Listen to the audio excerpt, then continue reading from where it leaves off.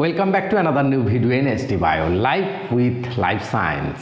দেখো এবারে অর্থাৎ 2025-এ যারা মাধ্যমিক দেবে তাদের মধ্যে যারা ভাবছো আমি হয়তো অঙ্কে পাশ করতে পারবো না, বা যারা অঙ্কে বেশি নাম্বার পেতে চাও বা 100-তে 100 পেতে চাও, তাদের জন্য আজকে একটা ব্রহ্মাস্ত্র তুলে দেবো।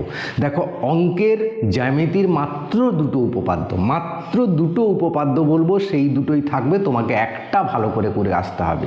সম্পাদ্যর মধ্যে মাত্র দুটো সম্পাদ্য বলবো, সেই সম্পাদ্য একটি ভালো করে করে আসতে হবে। 5-এ 5, 10 নাম্বার তোমার হাতের মুঠোয় হয়ে যাবে। বাকি মার্কসগুলো কি করে পাবে এর পরের ভিডিওতে আলোচনা করব। আজকে শুধু উপপাদ্য এবং সম্পাদ্য নিয়ে বলবো, তাই ভিডিওটা শেষ পর্যন্ত দেখো।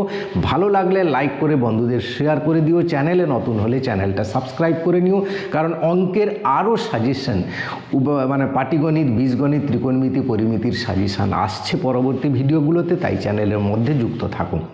দেখো প্রথমে উপপাদ্য বলবো, তারপর সম্পাদ্য বলবো। তো চলো আমরা পুরো ভিডিওটা এবার দেখে নিই। তো দেখো প্রথম উপপাদ্য 34, এটা রয়েছে তোমার বইতে টেক্সট বুকে 123 নাম্বার পেজে। কোনো বৃত্তের একটি বৃত্তচাপ দ্বারা গঠিত সম্মুখ কেন্দ্রস্থ কোণ ওই চাপের দ্বারা গঠিত যে কোনো বৃত্তস্থ কোণের দ্বিগুণ। এই উপপাদ্যটি তোমাকে ভালো করে করে আসতে হবে, প্র্যাকটিস করে যেতে হবে। এটা তোমার 100% থাকবে, হ্যাঁ।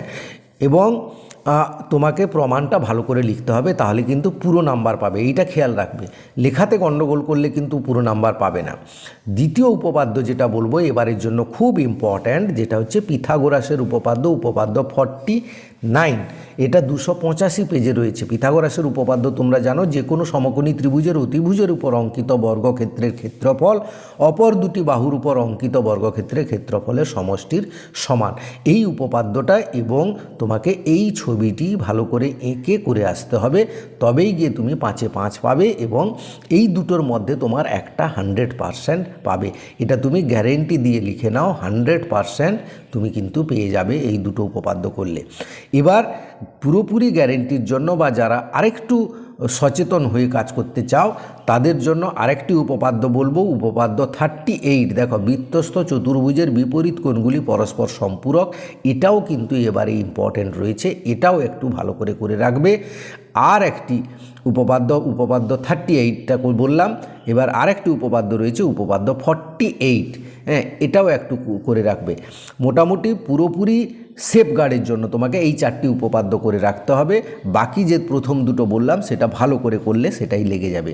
দেখো উপপাদ্য 48, যে কোনো সমকোণী ত্রিভুজের সমকৌণিক বিন্দু থেকে অতিভুজের উপর লম্ব অঙ্কন করলে ওই লম্বের উপর পার্শ্বস্থিত ত্রিভুজদ্বয় সদৃশ এবং ওই ত্রিভুজগুলির প্রত্যেকে মূল ত্রিভুজের সঙ্গে সদৃশ।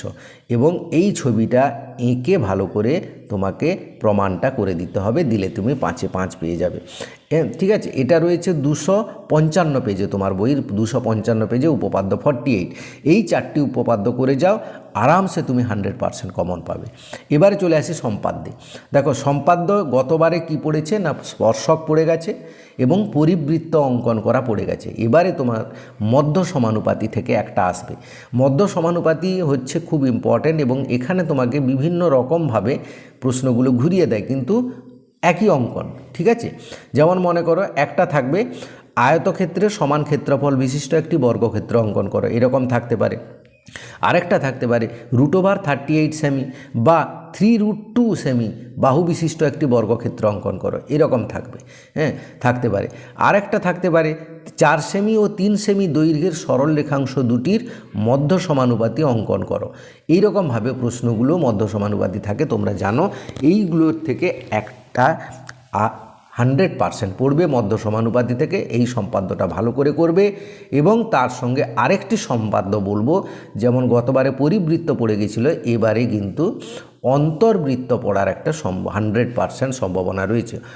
ত্রিভুজের অন্তর্বৃত্ত অঙ্কন করো, হ্যাঁ, তাহলে ছবিটা দেখে নাও ভালো করে। এই ছবিটা কিন্তু ভালো করে এঁকে আসতে হবে, ভালো করে প্র্যাকটিস করবে। 3-4 বার প্র্যাকটিস করলে কিন্তু আরামসে পাবে, কিচ্ছু নেই, খুব সহজ। ত্রিভুজের বাহুর দৈর্ঘ্য দেওয়া থাকবে, সেখানে তার ভিতর একটা অন্তর্বৃত্ত আঁকতে হবে, যেটা খুবই সহজ।